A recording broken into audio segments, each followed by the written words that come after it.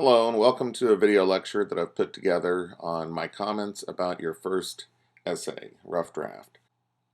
In this lecture I wanted to talk about common strengths and weaknesses of your personal narrative essay rough drafts. According to our text, these are the characteristics of personal narrative essays. So we have, first of all, a clearly identified event. So event or series of events. So I think everyone pretty well succeeded in that. A clearly described setting, when and where did it happen. I think everyone succeeded in that. And then I tend to look at these first three bulleted items as kind of tied together, vivid descriptive details. So the entire story needs to be, clearly identified, clearly described, make use of vivid descriptive details. In this part of the essay, I am pushing you as much as possible to be concrete and specific and vivid and descriptive, use of sensory details, use of dialogue. I think that one of the things I've seen occasionally in some essays is people talking about people talking and not just having them talk. So one of the things our text talks about that I've tried to emphasize as well is show and not just tell. So instead of telling that someone said something, why don't you have them actually speak? And that helps to put the reader more immediately into the situation. And so any of these things that we can do to make it more vivid for the reader, we want them to kind of see things through our eyes, take a walk in our shoes, so that when we get to the conclusion and we're reflecting on the significance, that they're more able to go along with us because they've kind of experienced this with us. So, consistent point of view, who's telling the story. We didn't talk about it, but by all means, you need to use I in this essay. You should always use I if you are talking about yourself. Sometimes people use I when maybe their focus should be on their topic instead of themselves. But in a personal narrative essay, you're talking about yourself, so you have to use I. So, and then finally, a clear point. Why does the story matter? This is the conclusion of your essay, the reflection on the significance, and this is, in effect, the argument in the essay. So we need to provide a good, thoughtful, reflective conclusion to the essay. Okay, so let me talk about a few more things here.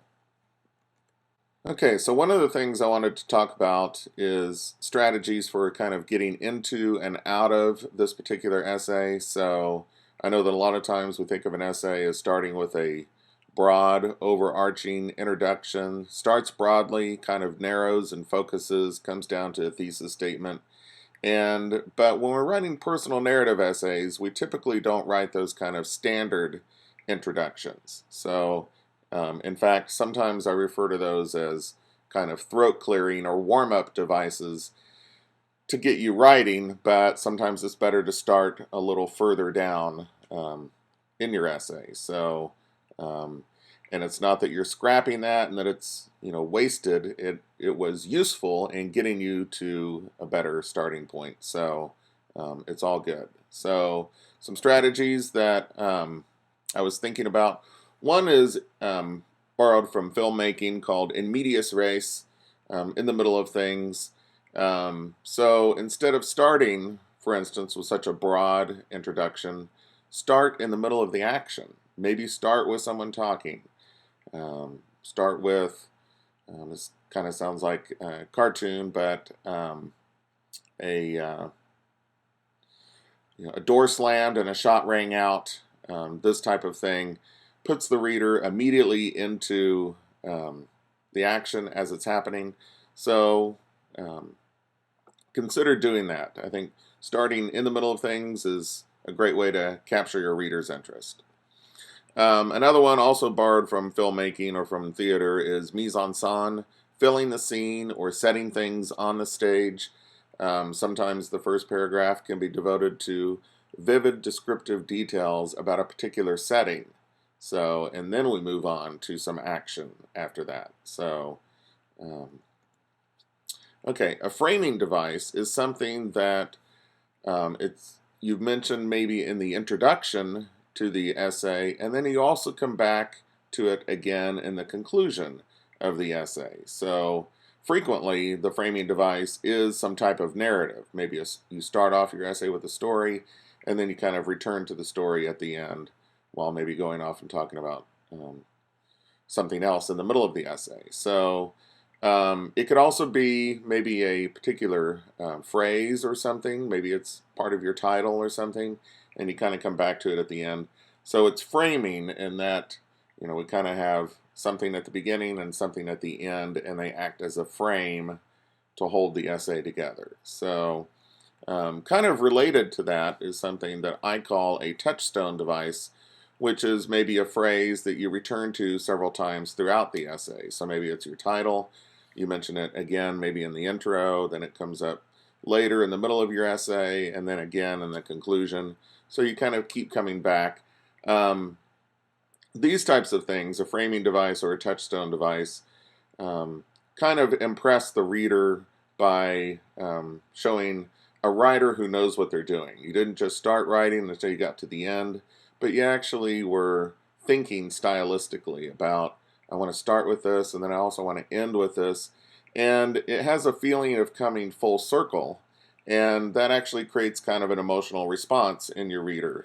They feel, right in the middle of their chest, a very satisfying feeling that, we've come back to something. So framing devices and touchstone devices are nice things to use. Another thing to use is a quote or an epigraph. Epigraph, epi means before, graph means writing. So it's a bit of writing that comes before we get into the essay. And typically it's between the title and the first paragraph. So I wanted to show you an example of that. So hang on for a second. Okay, so this isn't the greatest example here, but I put up a title placeholder, and then I have my epigraph, something from one of my favorite quotes from Ralph Waldo Emerson: "Nothing great was ever accomplished without enthusiasm." And then I space down 2 or 3 spaces, and then I start my first paragraph of my essay. So that's an epigraph, comes at the beginning of the essay. People sometimes use a quote at the end of an essay. But remember, when you do so, you are also giving up the opportunity to have the last word in your own writing. So think about that carefully. Okay, so let me go back to my PowerPoint. Okay, another strategy that people sometimes use is a question. I noticed at least one of you used a question right at the beginning of your essay, and that kind of pulls the reader in. Sometimes the question is moved down closer to the end of the first paragraph, kind of where we might find a thesis statement. And the implication is that you'll answer this question somehow throughout your essay. I don't see questions used that often at the end of essays, but I think you could. So I would test it on someone else before you commit to it. Another strategy that I've seen used in intros and conclusions is actually taking your concluding paragraph and moving it to the introduction.